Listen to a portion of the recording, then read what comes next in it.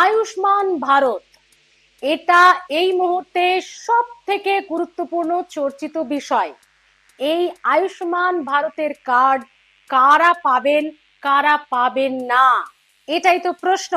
দেখুন, আমরা অনেকেই জনকল্যাণ শিবিরে একেবারে সকাল থেকে বিকেল অবধি লাইনে গরমে ঘেমে নে দাঁড়িয়ে থেকে আয়ুষ্মান ভারতের ফর্ম ফিল আপ করেছি, কিন্তু আমরা অনেকেই জানি না এই যে এত কষ্ট করলাম, আদৌ আয়ুষ্মান ভারত কি সবার জন্য?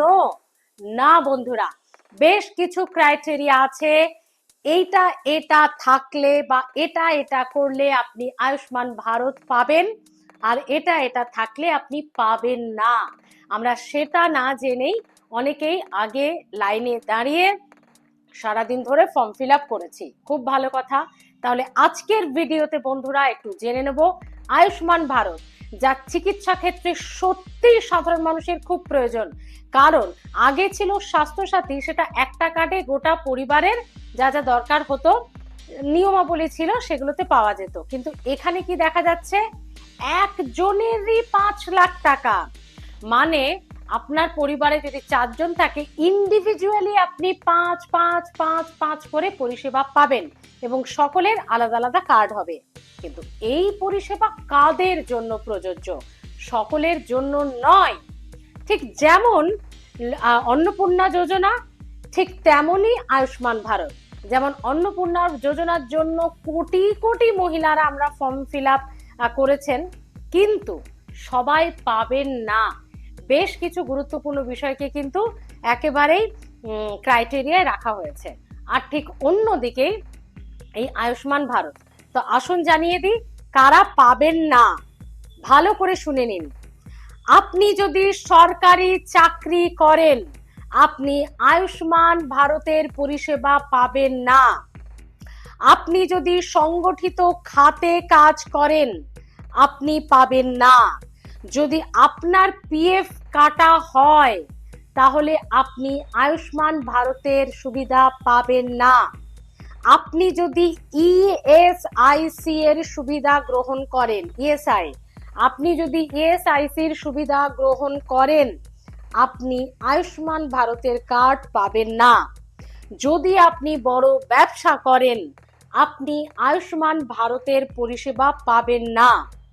যদি আপনি কর ইত্যাদি পরিশোধ করেন, তাহলেও আপনি অবশ্যই আয়ুষ্মান ভারতের পরিষেবা পাবেন না। তাহলে বুঝতে পেরেছেন, এই এতগুলো পয়েন্ট, 6টা পয়েন্ট বললাম বন্ধুরা। যারা এই এই এই বিষয়গুলো করেন বা আছে, বা যাদের এই বিষয়গুলোর সঙ্গে যুক্ত, তারা আয়ুষ্মান ভারতের কার্ড যতই ফর্ম ফিল আপ করুন পাবেন না। আয়ুষ্মান ভারতের চিকিৎসা পরিষেবার যে সরকারি সুযোগ, সেটা পাবেন না। এবার আসুন কারা পাবেন। পাবেন না তো জানা গেল, কিন্তু পাবেন কারা?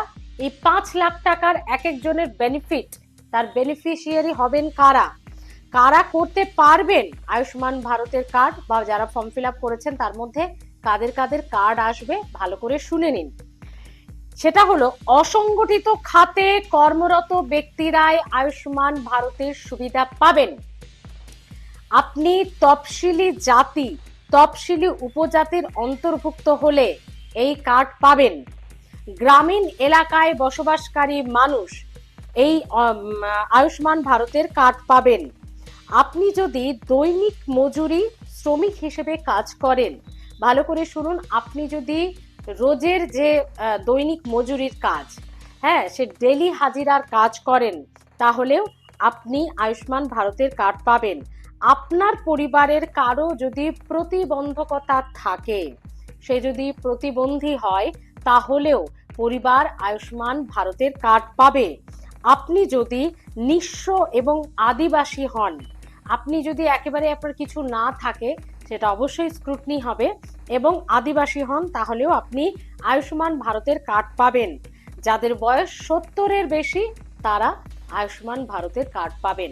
এখানেও বলে রাখি, এই পাবেন আর পাবেন নাতেও কিন্তু স্ক্রুটিনি হবে, বিশেষভাবে পর্যবেক্ষণ হবে, বিশেষভাবে নজরদারি হবে, সব খতিয়ে দেখা হবে আপনার কাগজপত্র, তারপরেই কিন্তু এই পয়েন্টগুলো ছাড়াও আরো বিশেষ বিশেষ কিছু গুরুত্বপূর্ণ বিষয় আছে যার উপর আপনি পেতে পারেন, আপনি নাও পেতে পারেন। তাহলে বন্ধুরা, সকাল থেকে রাত আমরা ফর্ম ফিল আপ তো করলাম, কিন্তু আয়ুষ্মান ভারতের মতো এত গুরুত্বপূর্ণ বিষয় সকলে কিন্তু আমরা পাবো না। কিছু ক্রাইটেরিয়া সরকার জানিয়ে দিয়েছে, যেগুলো আপনাদের জানালাম। এই ক্রাইটেরিয়া গুলোতেই কিন্তু আপনি পাবেন বা পাবেন না, ডিপেন্ড করছে, এবং সেটাও আবার স্ক্রুটনি হওয়ার পর, মানে সমস্ত কিছু খতিয়ে দেখার পর। তো বন্ধুরা, আয়ুষ্মান ভারত তো অবশ্যই ভালো প্রকল্প, এক একজনের 5 লাখ টাকা, আর এখন চিকিৎসা ক্ষেত্রে যা খরচ, তাতে সত্যি এই সমস্ত সুবিধা সাধারণ মানুষ, মধ্যবিত্ত, দুস্থ, গরিব তো বটেই, প্রত্যেকের প্রয়োজন।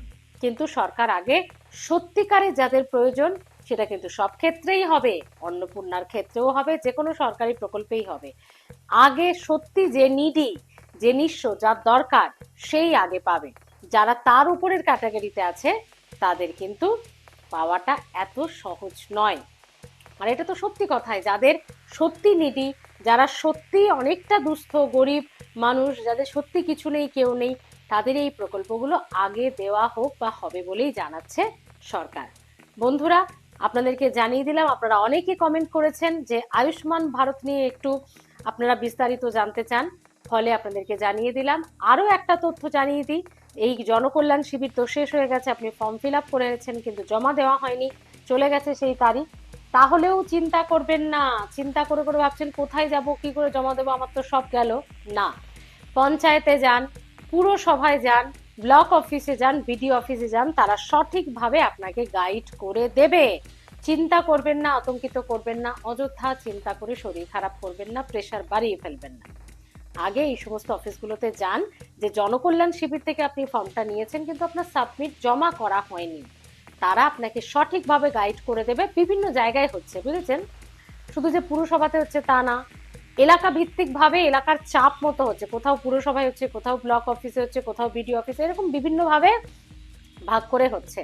তো কোনো একটি সরকারি দপ্তরে গিয়েই বিডিও অফিস, পঞ্চায়েত অফিস, পুরসভা, মিউনিসিপ্যালিটি বা বিডিও অফিস, ব্লক অফিস, এগুলোতে যান, তাদের তা গেলে সেই সমস্ত আধিকারিকরা জানিয়ে দেবেন। বা আপনার এলাকায় যিনি বিধায়ক আছেন তার কাছেও আপনি যেতে পারেন, আপনার যে ইনফরমেশনের জন্য, তিনিও আপনাকে সহযোগিতা করবেন। কারণ শুভেন্দু অধিকারী বারবার বলেছেন যে আমাদের এলাকার বিধায়করা, মানে যে যে এলাকায় যে যে বিধায়ক রয়েছেন, তাদের এই জনকল্যাণকর হিতকর যে যোজনাগুলি কারা পাচ্ছে, পাচ্ছে না, কি অসুবিধা হচ্ছে, সেটা কিন্তু তাদেরও দেখার কথা জানিয়েছেন শুভেন্দু অধিকারী। এখন দেখার যে তারা কতটা কাজ করেন, তারা কতটা আপনাদের সহযোগিতা করেন, সেটাও আপনি দেখতে পারেন। তো বন্ধুরা, কেমন লাগলো ভিডিওটি? আর সরকারের এই সিদ্ধান্ত যে সবাই পাবে না, আপনি ফর্ম ফিল আপ করতেই পারেন, কিন্তু এই ক্রাইটেরিয়া খতিয়ে দেখা হবে, তারপর আপনি পাবেন কি পাবেন না ডিপেন্ড করছে। ভালো থাকুন, দেখতে থাকুন বেঙ্গল ভয়েস। যারা এখনো সাবস্ক্রাইব করেননি, যারা এখনো আমাদের বন্ধু হননি, প্লিজ তাড়াতাড়ি সাবস্ক্রাইব করে বন্ধু হয়ে যান, এমন অনেক খবর নালে মিস হয়ে যাবে। দেখতে থাকুন বেঙ্গল ভয়েস, ভালো থাকুন।